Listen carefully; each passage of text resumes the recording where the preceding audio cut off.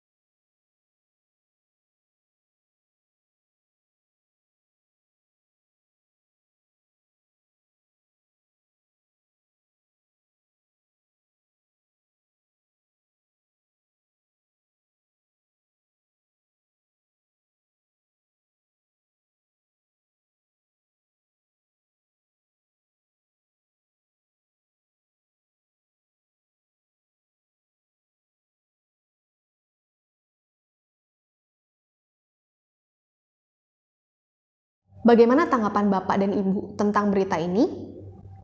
Apakah ada dari Bapak dan Ibu yang tergerak untuk melakukan sesuatu?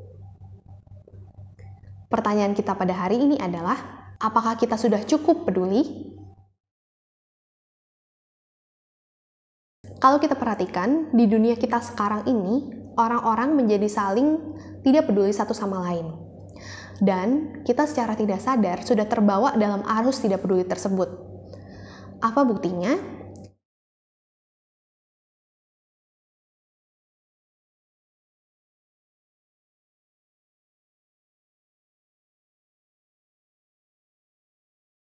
Dunia kita saat ini mengajarkan kita semangat untuk mencintai diri sendiri. Apa sih buktinya? Jadi kita sekarang ini bisa lihat orang-orang mengumpulkan uang untuk membeli pakaian yang bagus, untuk membeli mobil yang bagus, atau untuk jalan-jalan ke luar negeri. Tentu semua ini dilakukan untuk diri sendiri, yang artinya itu adalah semangat untuk mencintai diri sendiri. Dan semangat mencintai diri sendiri itu tentu menjauhkan kita dari peduli terhadap orang lain, bukan?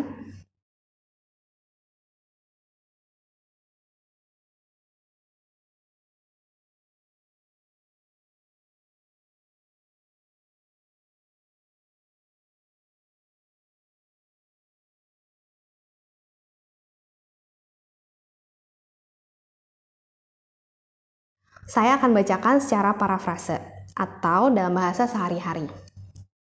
Pada bulan Kislew, tahun ke-20 ketika aku ada di Puri Susan, datanglah saudaraku Hanani dengan beberapa orang dari Yehuda. Aku menanyakan kabar orang-orang Yahudi yang terluput dari penawanan dan kondisi Yerusalem. Kata mereka, orang-orang yang masih tinggal di daerah sana ada dalam kesukaran besar dan dalam keadaan memalukan. Tembok Yerusalem telah terbongkar dan pintu-pintu gerbangnya telah terbakar. Ketika mendengar berita ini, aku terduduk, menangis dan berkabung selama beberapa hari. Aku berpuasa dan berdoa ke hadirat Allah semesta langit. Kataku, ya Tuhan, Allah semesta langit, Allah yang maha besar dan dahsyat, yang berpegang pada perjanjian dan kasih setianya terhadap orang yang kasih kepadanya dan tetap mengikuti perintah-perintahnya. Berilah telingamu dan bukalah matamu dan dengarkanlah doa hamba-Mu yang sekarang kupanjatkan ke hadirat-Mu siang dan malam bagi orang Israel, hamba-hamba-Mu itu, dengan mengaku segala dosa yang kami orang Israel telah lakukan terhadap-Mu. Juga aku dan kaum keluargaku telah berbuat dosa. Kami telah sangat bersalah terhadap-Mu dan tidak mengikuti perintah-perintah, ketetapan-ketetapan, dan peraturan-peraturan yang telah Kau perintahkan kepada Musa hamba-Mu itu. Ingatlah akan firman yang Kau pesan kepada Musa hamba-Mu itu, yakni, Bila kamu berubah setia, kamu akan kucerai-beraikan di antara bangsa-bangsa. Tetapi, bila kamu berbalik kepadaku dan tetap mengikuti perintah-perintahku serta melakukannya, maka sekalipun orang-orang buanganmu ada di ujung langit, akan kukumpulkan mereka kembali dan kubawa ke tempat yang telah kupilih untuk membuat namaku diam di sana. Ya Tuhan, berilah telinga kepada doa hamba-Mu ini dan kepada doa hamba-hamba-Mu yang rela takut akan nama-Mu. Dan biarlah hamba-Mu berhasil hari ini dan mendapat belas kasihan dari orang ini.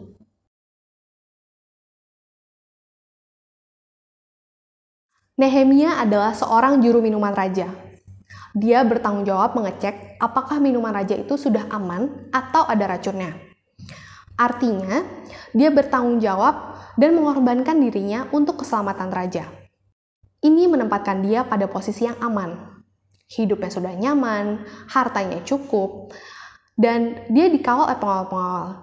Sesungguhnya dia tidak kekurangan sesuatu apapun. Tapi ketika saudaranya Hanani datang kepadanya dan bercerita tentang hancurnya Yerusalem, hatinya sangat sedih. Dan sedihnya itu tidak sampai di situ. Dia berdoa dan berpuasa. Betul, dia berdoa dan berpuasa untuk masalah yang sebenarnya tidak akan berefek pada dirinya. Dia bisa saja hidup tenang di istana dan tidak peduli pada umat Israel.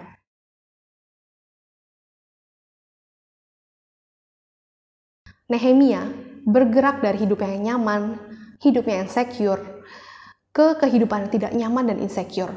Bukankah itu hal yang bodoh? Tapi coba kita lihat dari kacamata Tuhan.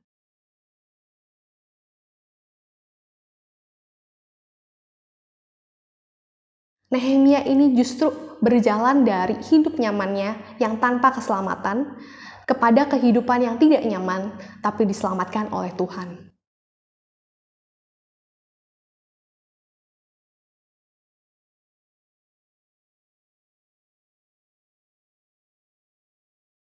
Hal yang menarik lainnya dari Nehemia adalah dia menanyakan kabar tentang orang-orang sebangsanya yang ada di Yerusalem.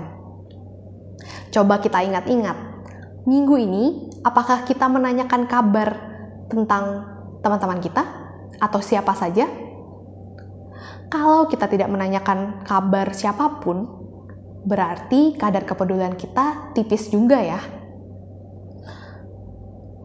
Padahal perintah Tuhan Yesus, kasihilah Tuhan dan kasihilah sesamamu.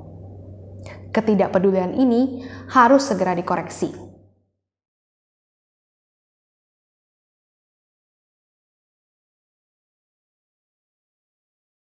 Hal pertama yang dilakukan oleh Nehemia ketika mendengar kabar ini adalah menangis.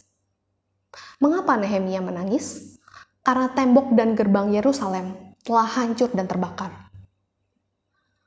Tembok dan gerbang yang terbakar ini menyebabkan lawan-lawan dan musuh-musuh bisa kapan saja siang dan malam datang dan menyerang.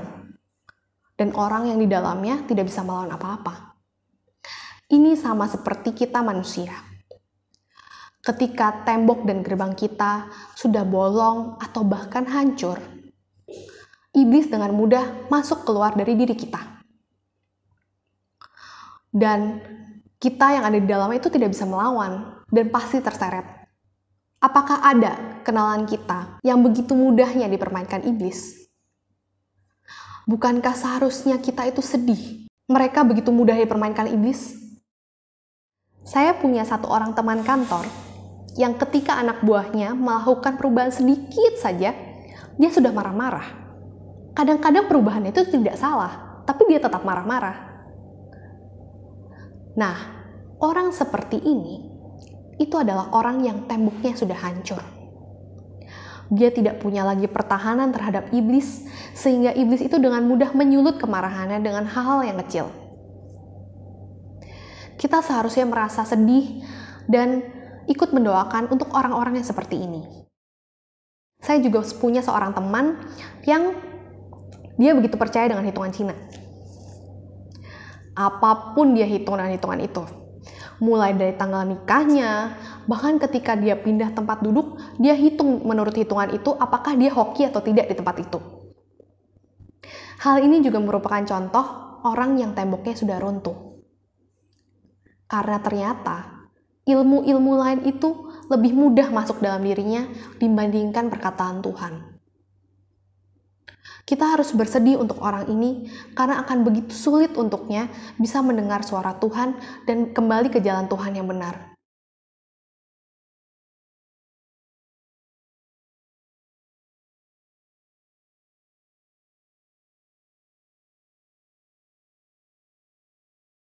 Respon Nehemia yang kedua adalah berdoa dan berpuasa.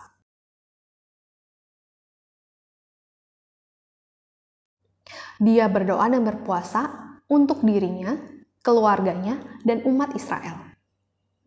Sebenarnya apakah dia berhak untuk berdoa untuk keluarganya, untuk umat Israel? Tentu saja dia berhak, karena dia adalah bagian dari keluarganya dan bagian dari umat Israel. Ini adalah inti dari doa syafaat. Doa syafaat itu menjadi ampuh ketika orang yang mendoakan itu betul-betul terlibat dalam masalahnya. Jadi sebetulnya kita itu bisa mendoakan orang-orang yang kita kenal. Sekarang kita tuliskan nama orang-orang yang kita kenal dan mari kita doakan setiap hari.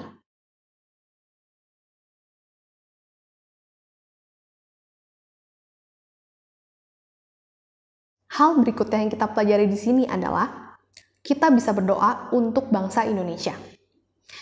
Doa ini pernah dipanjatkan juga oleh Daniel di Daniel 9. Dia berdoa memohon ampun atas bangsa Israel.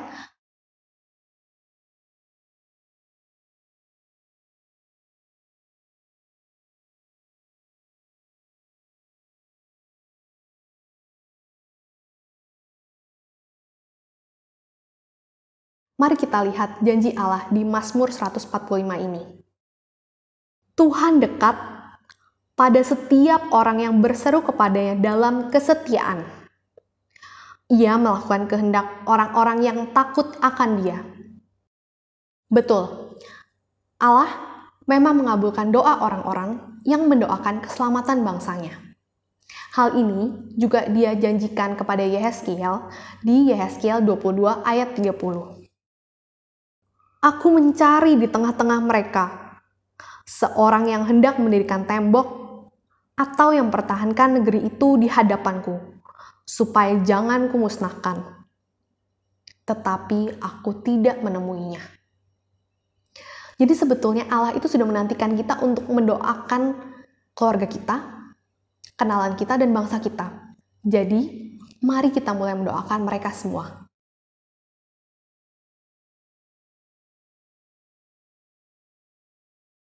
Kalau kita lihat lagi di ayat 5-7, Nehemia itu berdoa untuk dirinya, untuk keluarganya dan bangsanya.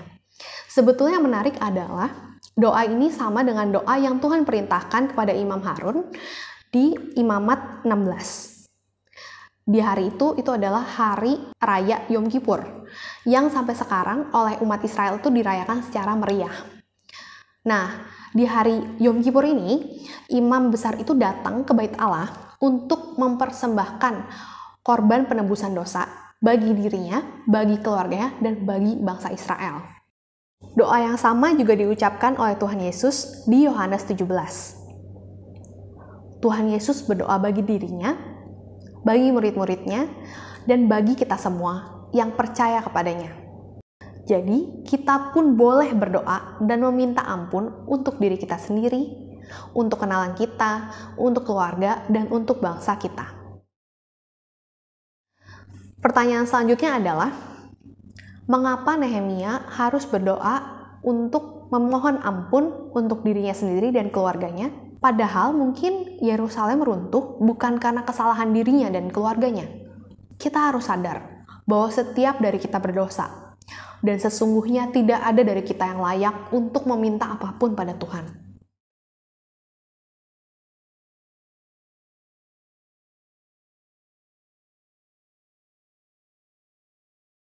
Oleh karena itu, di dalam setiap doa kita harus senantiasa memohon ampun atas kesalahan yang sudah kita lakukan. Hal terakhir yang kita pelajari dari Nehemia adalah dia tidak memaksakan permintaannya kepada Tuhan dan menyerahkan otoritas final di tangan Tuhan. Jadi, Nehemia tidak memaksakan keputusannya, karena dia sadar keputusannya itu tidak lepas dari cacat dan kelemahan.